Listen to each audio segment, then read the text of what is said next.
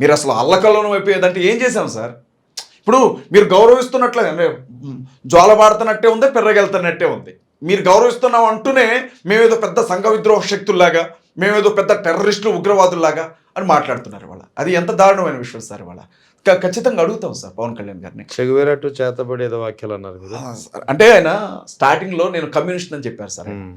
నాకు తెలిసి అసలే మళ్ళీ ఏమన్నా అంటారేమో వీళ్ళు, ఎందుకంటే నేనేం మాట్లాడినా దాన్ని భూతత్వంలో పెట్టి చూడడం పార్టీ కార్యకర్తలకు వాళ్ళకి బాగా అలవాటు. నేను టార్గెట్ లిస్ట్లో ఫస్ట్ ఉంటాను సార్ వాళ్ళకి. ఆయన నేను కమ్యూనిస్ట్ అని చెప్పారు సార్.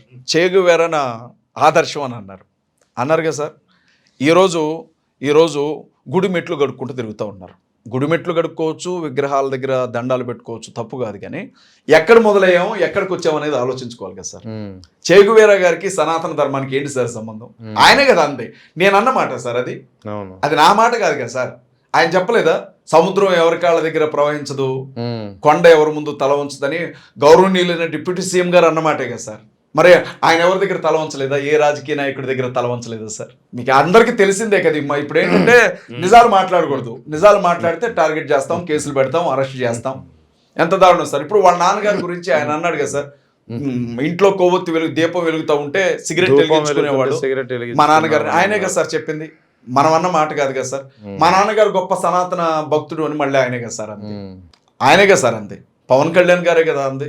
మా మిస్సెస్ యేసుక్రీస్తు ప్రభువుని నమ్ముకున్నారు అని ఆయనే కదా చెప్పింది. మళ్ళీ ఆ తల్లిని తిరుమల తీసుకొని వెళ్ళి తలనీలాలు అర్పించింది కూడా ఆయనే కదా. నా బిడ్డ బాప్తిస్మం తీసుకున్నారు నా పిల్లలు అని ఆయనే కదా మాట్లాడింది అన్నారు. మళ్ళీ అక్కడికి వెంకటేశ్వర స్వామి గారి దగ్గరికి తీసుకుని వెళ్ళి దర్శనాలు చేయించింది కూడా పవన్ కళ్యాణ్ గారే కదా.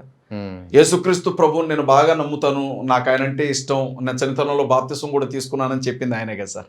మరి వాళ్ళు ఏం మాట్లాడుతున్నారో కూడా తెలుసు కదా సార్. నేనేమంటానంటే స్థిరత్వం అనేది ఒకటి ఉండాలి సార్ రాజకీయంలో. ఒక మాట చెప్పామంటే ఆ మాట మీద నిలబడాలి.